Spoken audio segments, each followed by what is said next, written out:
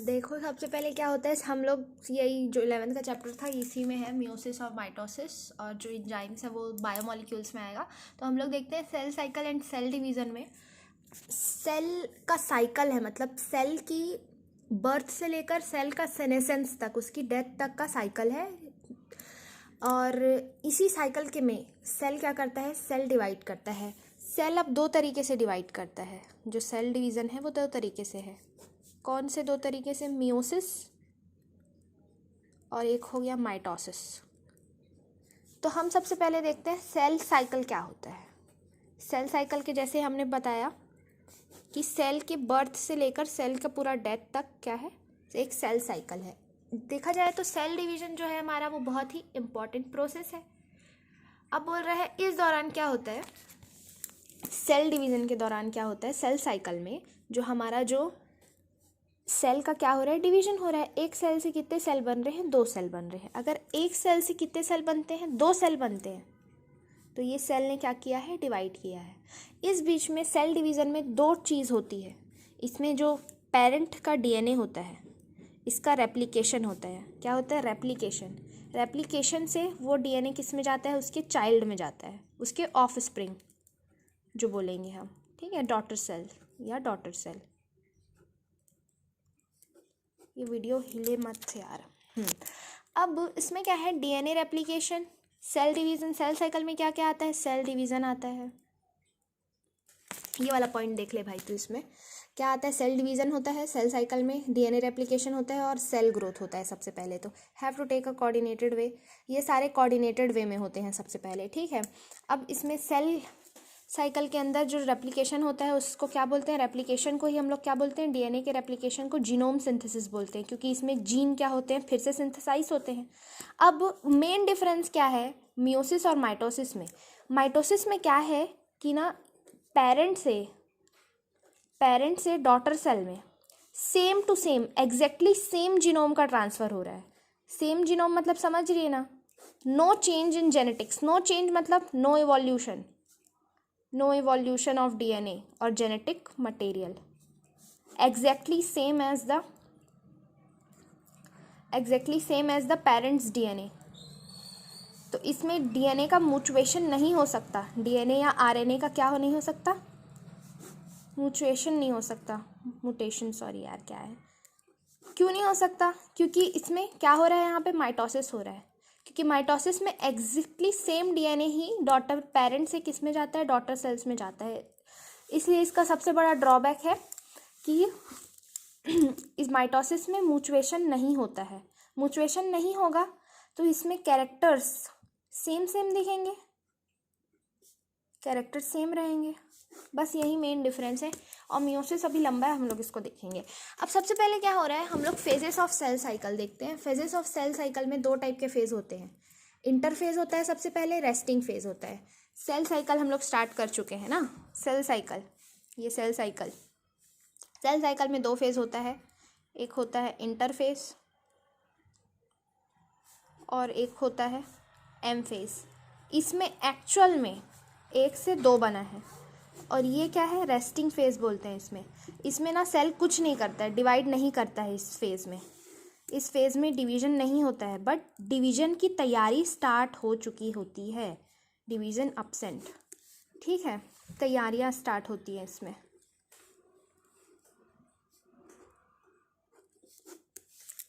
क्या बोल रहा है इसमें, M phase represent the phase when the actual cell division और माइटोसिस अकर्स।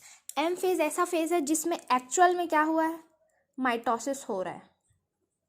बाकी ये तो रेस्टिंग फेज था। तो अब हम लोग देखते हैं इंटरफेस का टाइप हो गया अपना। एम फेज के अब हमारे तीन टाइप होते हैं। कितने टाइप होते हैं, बस ये फ्लो चार्ट टाइप का याद रखना, हो जाएगा आराम से। G1 फेज होता है, S फेज होता है, और इसमें क्या होता है, G2 फेज होता है। इसमें S फेज में S से याद रखना, रेप्लिकेशन होता है डीएनए का, इसी में रेप्लिकेशन स्टार्ट होता है। Replication of DNA takes place. और एक्चुअल में इसमें क्या हुआ था, रेस्टिंग फेज था, इसमें डिवीजन अब्सेंट था, तैयारियां स्टार्ट होती हैं इसमें। एक्चुअल में क्या होता है, जैसे ह्यूमन का सेल है वो हर किसमें 24 घंटे में डिवाइड हो रहा है, हर 24 घंटे में। तो 24 घंटे में से 23 आवर्स तो वो तैयारी करेगा, फिर उसमें 1 आवर में क्या करेगा, वो डिवीजन करेगा। मतलब 95% ना ये इंटरफेस कंज्यूम कर लेता है, सेल डिवीजन का 95% ये कंज्यूम कर लेता है, बाकी 5% इसको देता है। ठीक है, अब इसमें क्या बोल रहा है,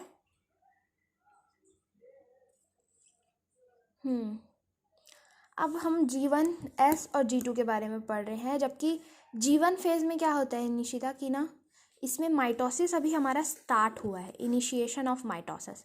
इसमें ना सेल क्या बोलता है, मेटाबॉलिकली एक्टिव होता है। मेटाबॉलिकली एक्टिव मतलब सेल ग्रो कर रहा है, सेल बड़ा हो रहा है, उसका साइटोप्लाज्म बढ़ता रहेगा, उसके जो सारे ऑर्गेनेल्स है, mitochondria, ER, endoplasmic reticulum, Golgi apparatus, सारे क्या हो देंगे, बढ़ते रहेंगे। अब बोल रहा है, ठीक है, ये हो गया।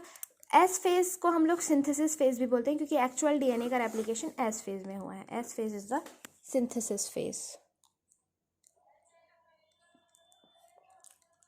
ठीक है, सिंथेसिस फेज़ है एस फेज़। अब वो इसमें बोल रहे हैं, अभी हम लोग ये जो पढ़ रहे हैं ना, ये एक्चुअल में कार्योकाइनेसिस के अंदर आएगा। कार्योकाइनेसिस मतलब न्यूक्लियर डिवीजन, कार्योकाइनेसिस। फिर इसके बाद जो G2 फेज़ के बाद जो होगा वो साइटोकाइनेसिस हो जाएगा। इसका मतलब समझ क्या हो रहा है, ये पेरेंट था मेरा, ठीक है, इसको डिवाइड होना है, इसको डिवाइड होना है तो सबसे पहले इसके अंदर का न्यूक्लियस डिवाइड होगा। क्या होगा, न्यूक्लियस डिवाइड होगा, वो आता है कार्योकाइनेसिस के अंदर। और माइटोसिस के कार्योकाइनेसिस में G1, S और G2 फेज़ है। कार्योकाइनेसिस हो गया, अब इसको 1 से 2 बनना है, तो इसके साथ साथ कार्योकाइनेसिस तो हो ही रहा है, न्यूक्लियर का डिवीजन हो रहा है, प्लस अपने साइटोप्लाज्म भी क्या हो जाएंगे, टूटेंगे। जब साइटोप्लाज्म अलग अलग होता है, साइटोप्लाज्म का काइनेसिस हो रहा है, तो क्या हो जाएगा, 2 सेल बन गया। ओके, यही है। अब बोल रहा है, ठीक है, और G2 फेज़ बचा ना हम लोग का। जैसे इसमें देख, सिंथेसिस में अगर ना DNA अपना कितना है, 2C है, तो वो कितना हो जाएगा, 4C, डबल हो जाएगा, ख़त्म। इसमें कुछ ज़्यादा कुछ सोचने का नहीं। अब G2 फेज़ में जाते हैं हम लोग। G2 फेज़ में क्या है, G2 फेज़ में कुछ नहीं है, कुछ प्रोटीन्स क्या होते हैं, सिंथेसाइज होते हैं। प्रोटीन्स क्या होते हैं, सिंथेसाइज होते हैं, थीसाइज। ठीक है, ख़त्म। प्रोटीन सिंथेसाइज होते रहते हैं और सेल ग्रोथ अपना चलते ही रहता है, चुपचाप सेल ग्रोथ होते रहता है। ये वाला फेज़ हमको याद रखना है। ठीक है, अब इसमें क्या बोल रहे हैं, आगे देखते हैं हम लोग। अब हम लोग आ गया हमारा, ठीक है ठीक है, अब हम लोग M फेज़ से फिर से स्टार्ट करते हैं। M फेज़ का क्या हुआ था हम लोग का, ओके, माइटोसिस। अब देखना ना, M फेज़ मतलब माइटोसिस होता है। माइटोसिस को इक्वेशनल डिवीजन भी बोलते हैं। इक्वेशनल डिवीजन क्यों बोलते हैं, क्योंकि इक्वेशनल मतलब इसमें DNA क्रोमोसोम का नंबर सेम रहता है। जैसे पेरेंट का 2n है ना, तो बेबी का भी 2n ही रहेगा। जैसे इसका n है, इसका n ही रहेगा, याद है। और जबकि मियोसिस में क्या होता है, मियोसिस में अगर पेरेंट का 2n है तो इसका क्या हो जाएगा, n हो जाएगा डॉटर सेल का। क्यों, इसलिए मियोसिस को क्या बोलते हैं, रिडक्शनल डिवीजन। रिडक्शनल डिवीजन इसलिए बोलते हैं क्योंकि अगर डिप्लॉइड है तो बन जाएगा हैप्लॉइड। और मियोसिस का एक सबसे बड़ा ड्रॉबैक है माइटोसिस का, सॉरी, कि ये सिर्फ हैप्लॉइड में हो सकता है। डिप्लॉइड तो इसको कर ही नहीं पाएगा ना, एन वाले में ही हो सकता है। क्यों, क्योंकि इसको डिप्लॉइड तो कभी कर ही नहीं पाएगा, क्योंकि डिप्लॉइड तो 2n होता है। तो मियोसिस हमेशा, ये मियोसिस एक्चुअल में डिप्लॉइड और हैप्लॉइड दोनों में हो सकता है, और ये अपना सिर्फ किस में है, हैप्लॉइड में हो रहा है। ठीक है, ये याद रखना। तो देख मैं क्या बोली, माइटोसिस और मियोसिस में सबसे बड़ा क्या डिफरेंस है, कि इसमें डिप्लॉइड से हैप्लॉइड बन रहा है, इसलिए इसको रिडक्शनल डिवीजन बोलते हैं, ख़त्म। एक्चुअल में माइटोसिस हो तो गया, ठीक है। एनिमल्स में क्या होता है, ये जो माइटोसिस है ना, एनिमल्स में माइटोसिस डिप्लॉइड ही होता है। डिप्लॉइड वाले ही एनिमल्स, जो एनिमल्स डिप्लॉइड होते हैं वही माइटोसिस कर सकते हैं। इतना याद मत रखना। अब M फेज़ में हम लोग आ जाते हैं। M फेज़ में 4 टाइप का नाम याद कर लेना, PMATA, पमाट से याद रखना, प्रोफेस, एम फेज का पढ़ रहे हैं हम लोग, एम फेज में हम लोग कार्योकाइनेसिस पढ़ रहे हैं। इससे पहले तो क्या है यार, इससे पहले तो ये था ना, ये इंटरफेस था। क्या था? इंटरफेस। इंटरफेस में G1S और G2 आ गया, जल्दी जल्दी बता रही हूँ। फिर कार्योकाइनेसिस होता है, फिर क्या होता है? साइटोकाइनेसिस होता है। कार्योकाइनेसिस में PMAT है, प्रोफेस, मेटाफेस और एनाफेस और टेलोफेस। इसमें ना हम लोग ज़्यादा नहीं पढ़ेंगे, इसमें सिर्फ डायग्राम से देखते हैं। प्रोफेस में क्या हो रहा है भाई? सबसे पहले प्रोफेस में क्या हो रहा है?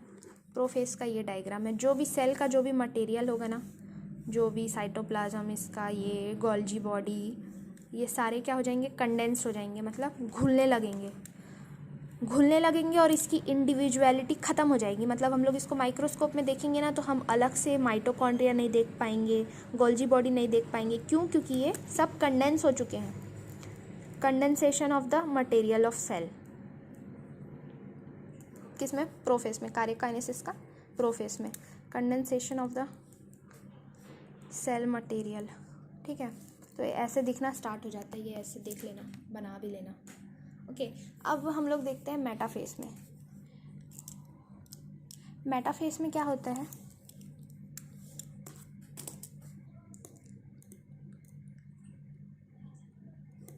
अपना जो स्पिंडल फाइबर, एक्चुअल में इसके अंदर क्रोमोसोम है। DNA के अंदर क्या है? क्रोमोसोम है। क्रोमोसोम क्या हो गए? ऐसे अलग अलग हो गए। ऐसे बनाना एग्जाम में।